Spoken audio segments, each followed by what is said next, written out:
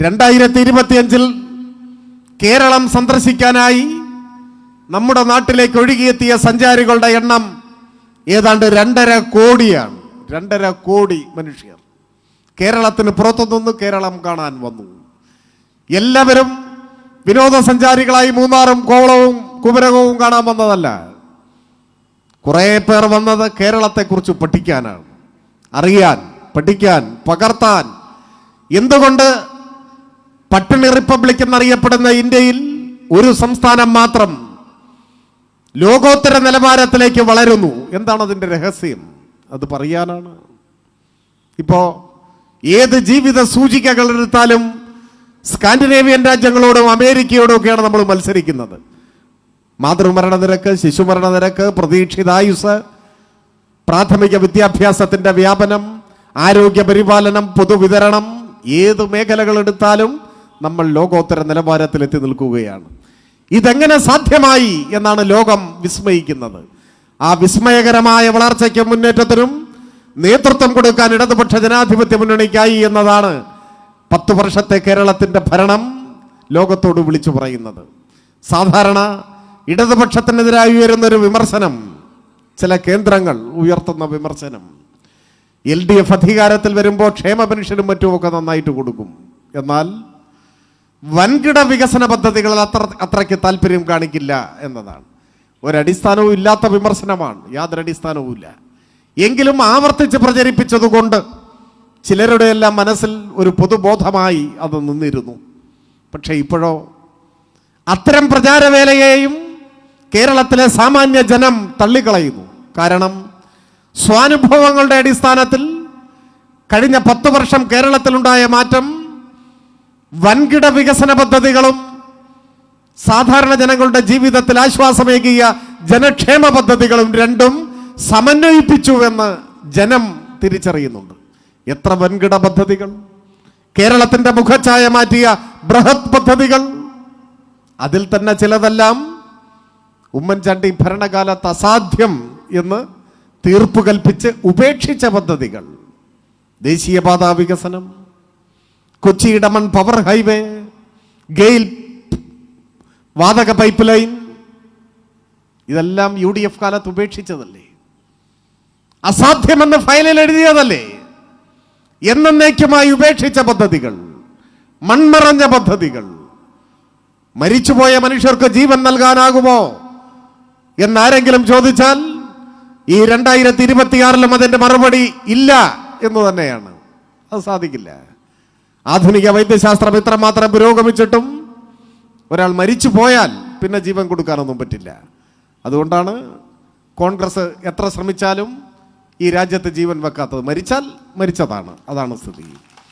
എന്നാൽ മരിച്ചു മൺമറഞ്ഞു പോയ വികസന പദ്ധതികൾക്ക് ജീവൻ കൊടുക്കാൻ ആർക്ക് സാധിക്കുമോ എന്ന് ചോദിച്ചാൽ മൺമറഞ്ഞു പോയ വികസന പദ്ധതികൾക്കും പുതുജീവൻ പകർന്നു നൽകി ജീവൻ നൽകുന്ന ജാലവിദ്യ യാഥാർത്ഥ്യമായ നാടാണ് പിണറായി വിജയന്റെ കേരളമെന്ന് അഭിമാനത്തോടെ പറയാൻ നമുക്കാവും.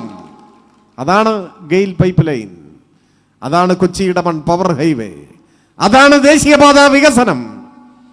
2016 LDF സർക്കാർ കേരളത്തിൽ വന്നില്ലെങ്കിലോ ഗെയിൽ പൈപ്പ് ലൈൻ ഇല്ല, പാതി വഴിയിൽ നിന്നു. കൊച്ചി ഇടമൺ പവർ ഹൈവേ ഇല്ല. കൊച്ചി ഇടമൺ പവർ ഹൈവേ ഇല്ല എന്ന് പറഞ്ഞാൽ പവർ കട്ട് തുടരും എന്നാണ് അർത്ഥം. ഉമ്മൻചാണ്ടിയുടെ സർക്കാർ തുടർന്നിരുന്നുവെങ്കിൽ പവർ കട്ടും തുടരും. ദേശീയപാത വികസനമില്ല. കേരളത്തിന്റെ വികസന പന്ഥാവിലെ സുപ്രധാനമായ ഒരു നാഴികക്കല്ല് 2016 കേരളത്തിൽ ഭരണം മാറി എന്നതാണ്. ഇതിന് പുറമെ മലയോര ഹൈവേ, തീരദേശ ഹൈവേ, വിഴിഞ്ഞം പോർട്ട്, K-ഫോൺ, ഏതൊക്കെ വികസന പദ്ധതികൾ. ഇന്ത്യയിലെ ആദ്യത്തെ വാട്ടർ മെട്രോ കൊച്ചിയിൽ, ഇന്ത്യയിലെ ആദ്യത്തെ ഡിജിറ്റൽ യൂണിവേഴ്സിറ്റി തിരുവനന്തപുരത്ത്, കേരളത്തിലെ ആദ്യത്തെ ഓപ്പൺ യൂണിവേഴ്സിറ്റി കൊല്ലത്ത്, കേരളത്തിലെ ആദ്യത്തെ അഡ്വാൻസ്ഡ് വൈറോളജി ഇൻസ്റ്റിറ്റ്യൂട്ട് തിരുവനന്തപുരത്ത്. നേട്ടങ്ങളുടെ പാതയിൽ കാലത്തിന്റെ കൈകൾക്ക് മായ്ക്കാനാവാത്ത വികസന മുദ്രകൾ തീർത്തുകൊണ്ടാണ് നാം മുൻപോട്ട് പോകുന്നത്. അതോടൊപ്പം ഏറ്റവും സാധാരണക്കാരായ മനുഷ്യരെ ഹൃദയത്തോട് ചേർത്ത് പിടിക്കാൻ ഇടതുപക്ഷത്തിനായി 5 ലക്ഷം കുടുംബങ്ങൾക്ക് വീട് എന്ന സ്വപ്നം സഫലമായി. ഒരു കുടുംബത്തിൽ 4 പേരുണ്ടെങ്കിൽ 20 ലക്ഷം മനുഷ്യർ. ചെറിയ കാര്യമാണോ? 5 ലക്ഷം കുടുംബങ്ങൾക്ക് പട്ടയം. അതിനു പുറമെ നമ്മുടെ സ്കൂളുകൾ, ആശുപത്രികൾ, റോഡ്. ചെറിയ മാറ്റമാണോ കേരളത്തിൽ ഉണ്ടായത്?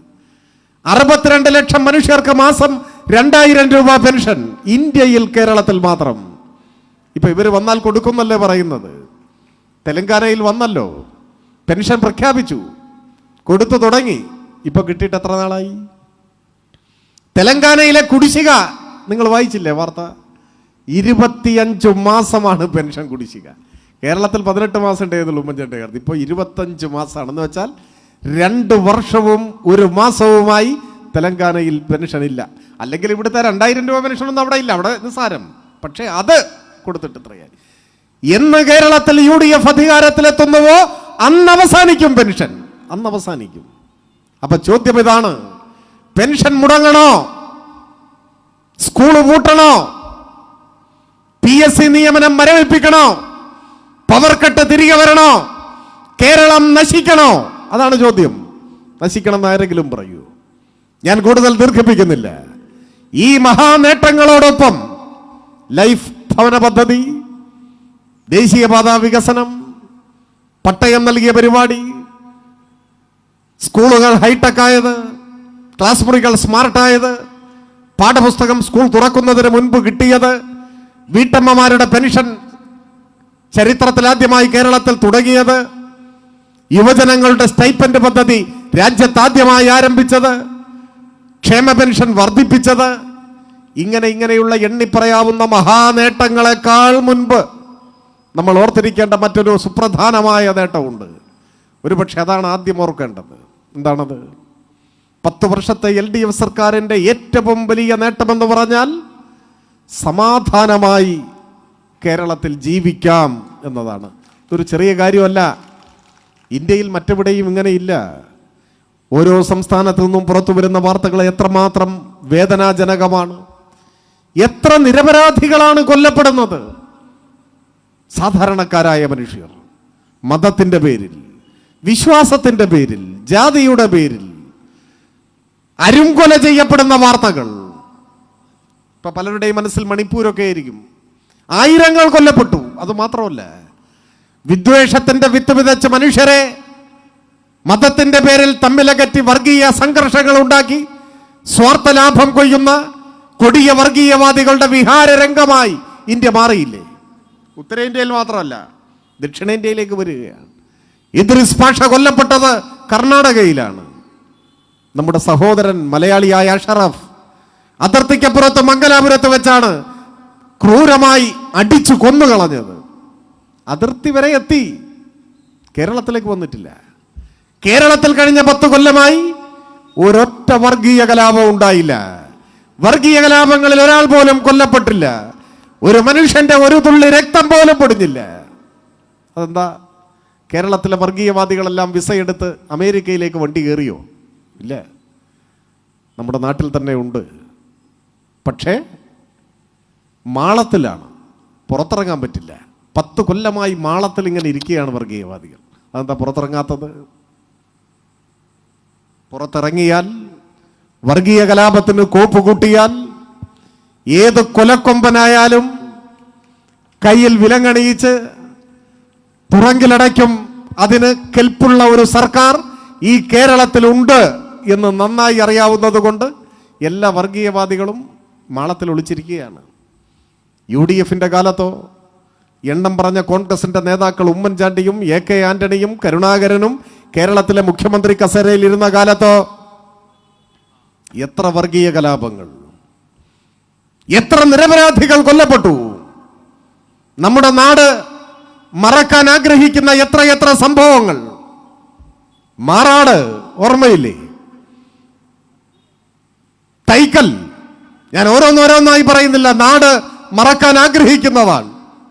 അത് വീണ്ടും വിശദീകരിച്ച് നിങ്ങളുടെ മനസ്സ് അസ്വസ്ഥമാക്കണമെന്ന് ആഗ്രഹിക്കുന്നില്ല. പക്ഷേ മനുഷ്യൻ തെരുവിൽ ഈയാമ്പാറ്റകളെ പോലെ കൊല്ലപ്പെട്ട, നാട് മറക്കാൻ ആഗ്രഹിക്കുന്ന, ചോര പുരണ്ട ഒരു കാലം ഈ നാട്ടിൽ ഉണ്ടായിരുന്നു എന്ന് മറക്കാൻ പാടില്ല. അത് ഓർത്തു വെക്കേണ്ടതാണ്. എത്ര മനുഷ്യർ കൊല്ലപ്പെട്ടു, അന്നൊരിക്കലാണ് പാലക്കാട് നഗരത്തിൽ 10 വയസ്സ് മാത്രമുള്ള ഒരു പിഞ്ചു പെൺകുട്ടി സിറാജുന്നീസ വെടിവെച്ച് കൊന്നു കേരളത്തിലെ പോലീസ്. 5ാം ക്ലാസ്സിൽ പഠിക്കുന്ന ഒരു കൊച്ചു പെൺകുട്ടി മുറ്റത്ത് കളിച്ചുകൊണ്ടിരിക്കുമ്പോഴാണ് കേരള പോലീസ് വെടിവെച്ച് കൊന്നു. എന്തിന്? വർഗീയ സംഘർഷങ്ങൾ ഉണ്ടായാൽ, പോലീസ് വെടിവെപ്പുണ്ടായാൽ കൊല്ലപ്പെടുന്നത് മുതിർന്ന ആളോ കുഞ്ഞോ സ്ത്രീയോ അതൊന്നും നോട്ടമുണ്ടാവില്ല. ആ വെടിവെപ്പിനെ കുറിച്ച് തന്നെ ഒരുപാട് ദുരൂഹതകളും വിവാദങ്ങളും ഉണ്ടായി. ഞാൻ അത്തരം കാര്യങ്ങളിലേക്ക് ഇപ്പോൾ പോകുന്നില്ല. പറഞ്ഞു വന്നത്, നാടിന്റെ സമാധാനം തകർന്ന് ആരും എപ്പോഴും കൊല്ലപ്പെടാമെന്ന സ്ഥിതി, വീടുകളും കടകമ്പോളങ്ങളും അഗ്നിക്കിരയായൊരു കാലം, അഭയാർത്ഥി ക്യാമ്പുകൾ തുറക്കേണ്ടി വന്നൊരു കാലം, എല്ലാറ്റിനും നിസ്സഹായ സാക്ഷിയായി നിന്നു കേരളത്തിലെ സർക്കാർ. കോഴിക്കോട്ട് ഇന്ത്യ കണ്ട ഏറ്റവും വലിയ വർഗീയവാദികളിൽ ഒരാളായ പ്രവീൺ തൊഗാഡിയ വന്ന് പ്രസംഗിച്ചു. വർഗീയ വിഷം വമിക്കുന്ന പ്രസംഗം. സ്വാഭാവികമായി പോലീസ് കേസെടുത്തു. RSSന്റെ ആജ്ഞ വന്നു, ഇപ്പൊ പിൻവലിക്കണം കേസ്. കോൺഗ്രസിന്റെ സർക്കാർ പിൻവലിച്ചു കൊടുത്തില്ലേ? തിരുവനന്തപുരത്ത് NG കോളേജിൽ RSSന്റെ ക്രിമിനൽ സംഘം അഴിഞ്ഞാടിയപ്പോ തടയാൻ ശ്രമിച്ചൊരു പോലീസ് ഓഫീസർ RSSുകാർ ബോംബെറിഞ്ഞു കൊല്ലാൻ നോക്കി. ബോംബ് പൊട്ടി പോലീസ് ഓഫീസറുടെ കാല് ചിതറി തെറിച്ചു. സ്വാഭാവികമായി വധശ്രമത്തിന് കേസെടുത്തു. RSS കാര്യാലയത്തിൽ നിന്നും അന്ത്യശാസനം വന്നു, ഇപ്പൊ പിൻവലിക്കണം കേസ്. അടുത്ത മണിക്കൂറിൽ പോരാ, ഇപ്പോ മുട്ടുപറച്ച് മൂത്രമൊഴിച്ച് കേസ് പിൻവലിച്ചു കൊടുത്തു ഉമ്മൻചാണ്ടിയുടെ സർക്കാർ. RSSന്റെ ആജ്ഞയ്ക്ക് മുൻപിൽ വിനീത വിധേയരായ ഭൃത്യരെ പോലെ ദാസ്യ മനോഭാവം പ്രകടിപ്പിച്ചു ആ സർക്കാർ. എന്തുകൊണ്ട്? വർഗീയവാദികളുടെ പിന്തുണയിലാണ് ആ സർക്കാർ നിന്നത്. അവരുടെ വോട്ട് വാങ്ങി വന്നതാണ്. അവരുടെയല്ല, എല്ലാ വർഗീയവാദികളുടെയും ഇരുവർഗീയതകളുടെയും സൃഷ്ടിയായിരുന്നു കോൺഗ്രസ് സർക്കാർ. അതുകൊണ്ട് വർഗീയവാദികൾ അഴിഞ്ഞാടുമ്പോ അരുതെന്ന് പറയാൻ, കർശന നടപടി സ്വീകരിക്കാൻ അറച്ചു നിന്നു, മടിച്ചു നിന്നു. ജനങ്ങൾ കൊടിയ യാതനകൾ അനുഭവിച്ചു. നിരവധി മനുഷ്യർ കൊല്ലപ്പെട്ടു. ആരും എപ്പോഴും വധിക്കപ്പെടാമെന്ന ഭയത്തോടെ ജീവിക്കേണ്ടി വന്നു. സമാധാനമായി ഉറങ്ങാൻ കഴിയാത്ത സാഹചര്യം. അതല്ലേ അന്നത്തെ കേരളം? ആ നാളുകളിലേക്ക് തിരിച്ചു പോണോ? UDF എന്നെങ്കിലും അധികാരത്തിൽ വന്നാൽ അന്ന് കേരളത്തിന്റെ സമാധാനം തകർന്നു എന്ന് കരുതിയാൽ മതി. എന്നാൽ 10 കൊല്ലമായി നിങ്ങൾ നോക്കൂ, ശാന്തസുന്ദര കേരളം. പഴയ വേദനിപ്പിക്കുന്ന ഓർമ്മകളുടെ മുറിവുകളെല്ലാം ഉണക്കി 10 കൊല്ലമായി സമാധാനം, സാഹോദര്യം, വർഗീയവാദികൾ ഉറഞ്ഞു തുള്ളാത്ത കേരളം. ഒരു വർഗീയ സംഘർഷവുമില്ല. ഈ നാടിന്റെ സമാധാനം തകരാതെ നിലനിൽക്കണ്ടേ എന്നതാണ് ചോദ്യം. അതാണ് പരമപ്രധാനം. അതുകൊണ്ട് ഞാൻ കൂടുതൽ ദീർഘിപ്പിക്കുന്നില്ല. ഈ തിരഞ്ഞെടുപ്പിൽ ഇടതുപക്ഷം വിജയിച്ചു വരിക എന്നത് കേരളത്തിന്റെ നിലനിൽപ്പിന് അനിവാര്യമാണ്. നവകേരള എന്ന ലക്ഷ്യം സാക്ഷാത്കരിക്കാൻ അനിവാര്യമാണ്. അതിന് പൊന്നാനിയിൽ നമ്മുടെ പ്രതിനിധിയായി വിധി തേടുന്നത് നിങ്ങളുടെ മുൻപാകെ ഞാൻ പരിചയപ്പെടുത്തേണ്ട ഒരു കാര്യവുമില്ല, പ്രിയപ്പെട്ട സഖാവ് സക്കീറാണ്. സക്കീറിന്റെ പ്രത്യേകത, ഏറ്റവും ഗൗരവതരമാർന്ന ചുമതലകൾ, ഭരണഘടനാ പദവികൾ, പബ്ലിക് സർവീസ് കമ്മീഷന്റെ ചെയർമാൻ, വഖഫ് ബോർഡിന്റെ സാരഥി, ഇത്തരം സുപ്രധാനമായ ചുമതലകൾ അലങ്കരിക്കുന്ന സമയത്ത് എതിരാളികൾ പോലും ഒരാരോപണം ഉന്നയിച്ചിട്ടുണ്ടോ? പൊന്നാനിയിലെ കോൺഗ്രസ് ഉന്നയിച്ചിട്ടുണ്ടോ? ഇല്ല. ആരും ഒരാരോപണവും ഉന്നയിച്ചിട്ടില്ല. സ്ഫടിക സമാനമായ സുതാര്യതയോടെ എങ്ങനെയായിരിക്കണം ഉന്നത ചുമതലകൾ നിർവഹിക്കേണ്ടതെന്നതിന് എക്കാലത്തെയും മാതൃക സൃഷ്ടിച്ചു. കറപുരളാത്ത വ്യക്തിത്വം. നമ്മുടെ കാലത്ത് ഒരു പൊതുപ്രവർത്തകൻ എങ്ങനെയായിരിക്കണമെന്ന ചോദ്യത്തിന് ധൈര്യത്തോടെ മറുപടി നൽകാൻ കഴിയുന്ന പേരാണ് അഡ്വക്കേറ്റ് MK സക്കീർ എന്ന കാര്യത്തിൽ ഒരു സംശയവും വേണ്ട. സക്കീറിനെ പൊന്നാനിയുടെ പ്രതിനിധിയായി നിയമസഭയിലേക്ക് വിജയിപ്പിച്ചാൽ 2 വട്ടം ആലോചിക്കാതെ പൊന്നാനിക്കാർക്ക് എനിക്കൊരു ഉറപ്പ് നൽകാൻ കഴിയും. അത് മറ്റൊന്നുമല്ല, സക്കീറിനെ വിജയിപ്പിച്ചതിന്റെ പേരിൽ ജീവിതത്തിൽ ഒരിക്കലും നിങ്ങൾക്ക് തലകുനിക്കേണ്ടി വരില്ല എന്ന് മാത്രമല്ല, MK സക്കീറിന് വോട്ട് ചെയ്തവരാണ് ഞങ്ങളെന്ന് അഭിമാനത്തോടെ പറയാൻ കഴിയും. അതാണ് ഗ്യാരണ്ടി, അതാണ് ഉറപ്പ്. ഇപ്പൊ ഒരു തെരഞ്ഞെടുപ്പാണല്ലോ. ഇടതുപക്ഷത്തിന്റെ രാഷ്ട്രീയ സംസ്കാരം അനുസരിച്ച് എതിർ സ്ഥാനാർത്ഥിയെക്കുറിച്ച് എന്തെങ്കിലും മോശമായി പറയാനോ ഇകഴ്ത്താനോ ഞാൻ ഉദ്ദേശിക്കുന്നില്ല. അത് നമ്മുടെ ഒരു രീതിയല്ല. പക്ഷേ ഒന്നോർക്കണം, ഈ മണ്ണിനൊരു പൈതൃകമുണ്ട്. ഇമ്പിച്ചി ബാവയുടെ മണ്ണ്. രാഷ്ട്രീയമായി വിയോജിക്കുമ്പോഴും സി ഹരിദാസും പി ടി മോഹനകൃഷ്ണനും എല്ലാം ഇവിടെ വലതുപക്ഷ രാഷ്ട്രീയത്തിന് നേതൃത്വം കൊടുത്തിട്ടുണ്ട്. ചരിത്രത്തിലേക്ക് നോക്കിയാൽ സാമൂഹ്യ നവോത്ഥാനത്തിന് നേതൃത്വം നൽകിയ മഹത്തുക്കൾക്ക് ജന്മം നൽകിയ ഒരു നാടാണിത്. ആ മഹത്തായ സാംസ്കാരിക പാരമ്പര്യമുള്ള സമരവീര്യമുള്ള ഒരു നാടിനെ നോട്ടുകെട്ടുകൾ കൊണ്ട് വിലയ്ക്ക് വാങ്ങാമെന്ന് ആരെങ്കിലും ധരിച്ചിട്ടുണ്ടെങ്കിൽ ആ ധാരണ ഈ മണ്ണിൽ ചെലവാകില്ലെന്ന് പൊന്നാനി പഠിപ്പിക്കും. പൊന്നാനിയിലെ വോട്ടർമാരെ, പൊന്നാനിയിലെ സാമാന്യ ജനത്തെ പതാകകളുടെ നിറഭേദങ്ങൾക്ക് പുറത്താരുമാവട്ടെ പൊന്നാനിക്കാരെ പണം കൊടുത്ത് വിലയ്ക്ക് വാങ്ങാമെന്ന് കള്ളപ്പണം ആവശ്യാനുസരണമുള്ള ഏത് മനുഷ്യൻ ചിന്തിച്ചാലും ആ ചിന്ത അസ്ഥാനത്താണ്. ഈ മണ്ണ് രാഷ്ട്രീയ പ്രബുദ്ധതയെ ഉയർത്തിപ്പിടിക്കും. മനുഷ്യന്റെ വ്യക്തിത്വത്തെ, ആത്മവിശ്വാസത്തെ, സ്വത്വത്തെ ആർക്കും അങ്ങനെ വിലക്കെടുക്കാനൊന്നും കഴിയില്ല. അവരുടെ കാശ് പോയി എന്നല്ലാതെ. പിന്നെ കള്ളപ്പണം ആയതുകൊണ്ട് വലിയ നഷ്ടമൊന്നും ഉണ്ടാവില്ല. വന്ന വഴി തിരിച്ചു പോകാൻ പറ്റും. അത്രേ ഇപ്പോൾ ഞാൻ പറയുന്നുള്ളൂ. അതുകൊണ്ട് എനിക്ക് ഒരിക്കൽ കൂടി ഓർമ്മപ്പെടുത്താനുള്ളത്, തെരഞ്ഞെടുപ്പിൽ വോട്ട് ചെയ്യുമ്പോൾ നിങ്ങളോടല്ല ഞാൻ പറയും, നിങ്ങൾ വഴി പൊന്നാനിയിലെ വോട്ടർമാരോടാണ് സംസാരിക്കുന്നത്. നിങ്ങൾ പൊന്നാനിയിലെ ഓരോ വോട്ടർമാരോടും ഓർമ്മപ്പെടുത്തേണ്ടത്, ഈ തിരഞ്ഞെടുപ്പെന്നാൽ ജയപരാജയങ്ങൾക്കപ്പുറത്ത് പ്രാധാന്യമുള്ള തിരഞ്ഞെടുപ്പാണ്. ആര് ജയിക്കും, ആര് എം എൽ എ ആകും എന്നതിനൊക്കെ അപ്പുറത്ത് ഈ തിരഞ്ഞെടുപ്പിന്റെ പ്രാധാന്യം കേരളം നശിക്കണോ നിലനിൽക്കണോ എന്ന ചോദ്യമാണ്. പെൻഷൻ തുടരണോ അവസാനിക്കണോ എന്ന ചോദ്യമാണ്. സ്കൂളുകൾ പ്രവർത്തിക്കണോ പൂട്ടണോ എന്ന ചോദ്യമാണ്. യുവജനങ്ങൾക്ക് ജോലി ലഭിക്കണോ നിയമനങ്ങൾ മരവിപ്പിക്കണോ മറ്റു സംസ്ഥാനങ്ങളിലേതുപോലെ എന്ന ചോദ്യമാണ്. സമാധാനമായി ഉറങ്ങാനും ഉണരാനും കഴിയുന്ന ശാന്തിയുടെയും സാഹോദര്യത്തിന്റെയും നാടായി കേരളം തുടരണോ, അതോ ഏത് നിമിഷവും കൊല്ലപ്പെട്ടേക്കാമെന്ന ഭയത്തോടെ നിദ്രാവിഹീനമായ രാത്രികൾ തള്ളി നീക്കേണ്ടി വരുന്ന ഒരു നാടായി കേരളം മാറണോ എന്ന ചോദ്യമാണ്.